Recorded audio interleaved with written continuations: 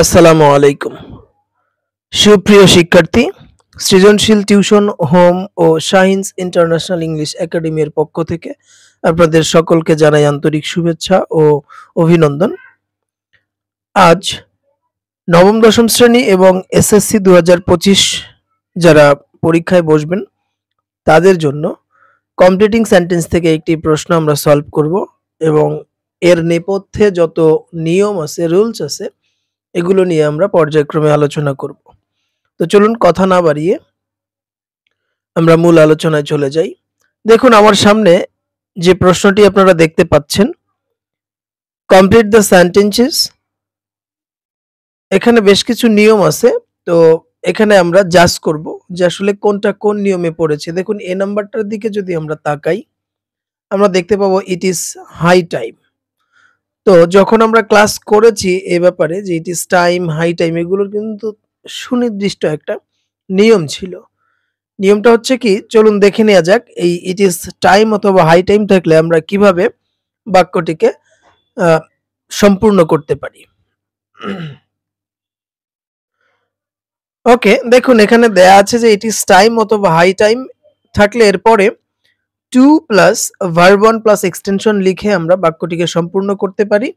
আর যদি it is time বা high টাইমের পরে কখনো কোনো সাবজেক্ট থাকে তাহলে আমরা একটি V2 প্লাস এক্সটেনশন নিয়ে আমরা বাক্যটিকে সম্পূর্ণ করতে পারি।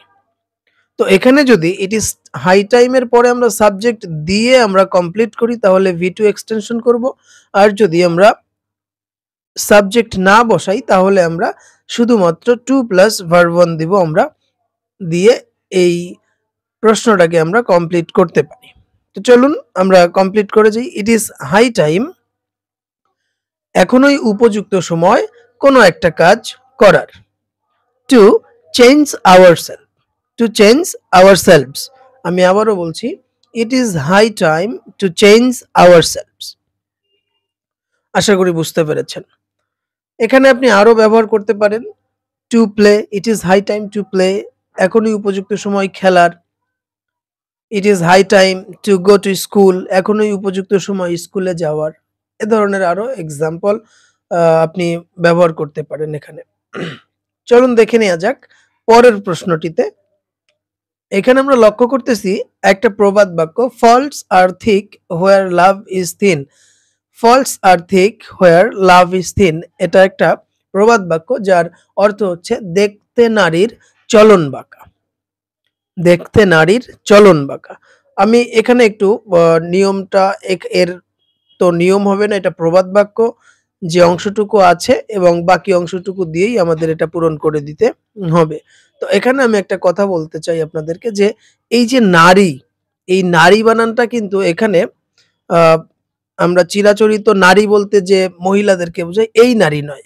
এটা একটা কনফিউশন থেকে যায় আমাদের স্টুডেন্টদের মধ্যে। তো ওখানে দন্ত নয় আকার না আর হচ্ছে রয় রস্যিকার থাকে, এই নারী মানে যার অর্থ বোঝায় যে না পারি, মানে যাকে দেখতে না পারি তার চলন বাঁকা, তার সমস্ত কাজকর্ম, সমস্ত অ্যাকশন আমার কাছে ভালো লাগবে না, এই ধরনের একটা কথা। তো faults are thick where love is thin, ঠিক আছে। তো ফলস যদি আমরা আক্ষরিক অনুবাদ করি এটা দেখতে পারবেন যে ফলস আর থিক, ফলস মানে হচ্ছে দোষ ত্রুটি, আর থিক, থিক মানে হচ্ছে মোটা বা গাঢ়, হোয়ার লাভ ইজ থিন, যেখানে লাভ ভালোবাসা, ইজ থিন মানে অনেক ঠুনকো, পাতলা, হালকা। তো আক্ষরিকভাবে এই অনুবাদটি আসে আর কি। তো আমাদের উত্তর হবে বি এর, faults are thick where love is thin. C নাম্বারে যাব আমরা। আমরা দেখতে পারতেছি যে এখানে একটি শর্ত দেয়া আছে, কন্ডিশনাল যেগুলোকে বলে, যে if my friend had helped me dash dash dash. এখানে লক্ষ্য করুন ইফ যুক্ত যে কন্ডিশনাল গুলো আছে আমাদের, সেখানকার কোন কন্ডিশনালটা এটা পড়েছে। দেখুন এখানে বাক্যটি ইফ প্লাস পাস্ট পারফেক্ট রয়েছে, তো থার্ড কন্ডিশনালের আওতায় এটা চলে আসে এবং সেই থার্ড কন্ডিশনালের যে অর্থটা আসে, যে সাবজেক্ট যদি প্রদত্ত কাজটি করত তাহলে আরো একটি কাজ করতে পারত।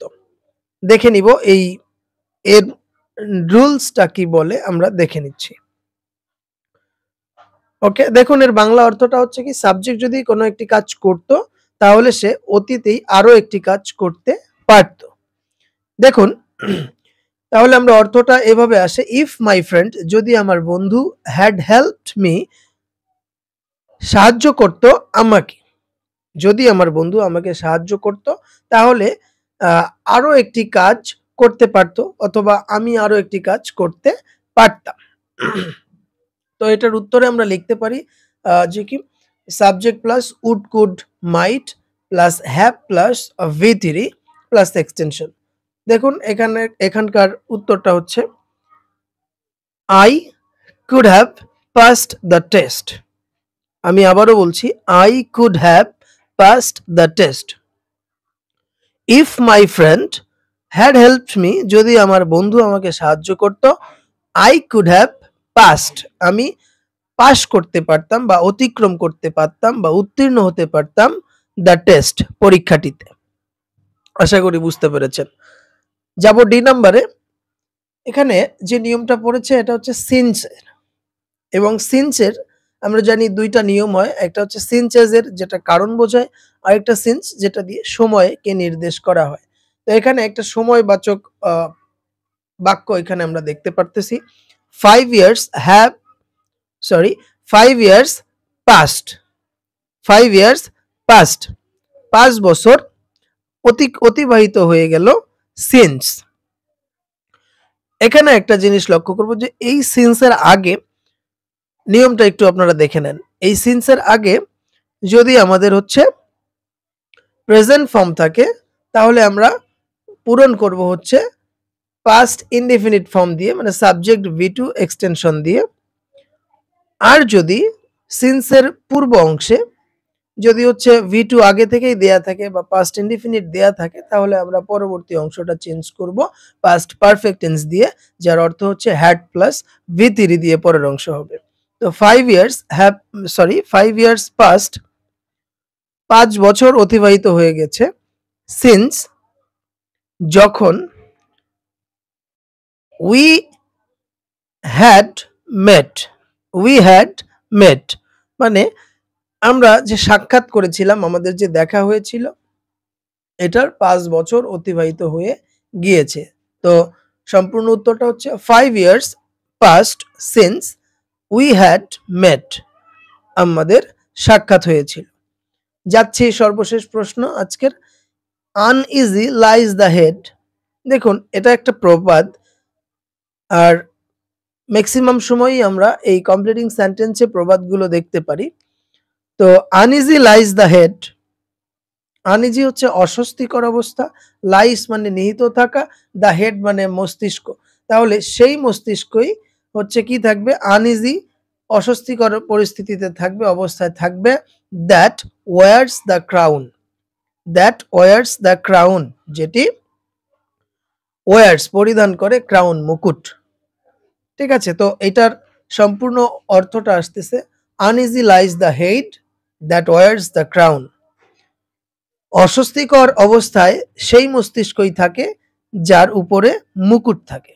তো এখানে একটা কথা বলা হয়েছে যে দায়িত্বকে বড় করে দেখা হয়েছে এখানে, যে দায়িত্ব নিয়ে যারা চলে বা যাদের মাথায় বিভিন্ন দায়িত্ব থাকে, সমাজের দায়িত্ব, পরিবারের দায়িত্ব, রাষ্ট্রের দায়িত্ব, বিভিন্ন প্রাতিষ্ঠানিক দায়িত্ব, সেই মাথাটা কখনোই স্বস্তিতে থাকতে পারে না, অস্বস্তিকর অবস্থায় থাকে। তো এটাই ছিল এই প্রবাদের মূল কথা, uneasy lies the head that wears the crown, যে ওই মাথাটা কখনোই স্বস্তিতে থাকতে পারে না যা ক্রাউন মানে মুকুট যার মাথায় থাকে। তো আশা করি বুঝতে পেরেছেন। এভাবে প্রত্যেকটি ভিডিও পাওয়ার জন্য আমাদের পাশে থাকুন এবং অবশ্যই আমাদের পেজটিকে ফলো এবং সাবস্ক্রাইব করে রাখুন। ধন্যবাদ।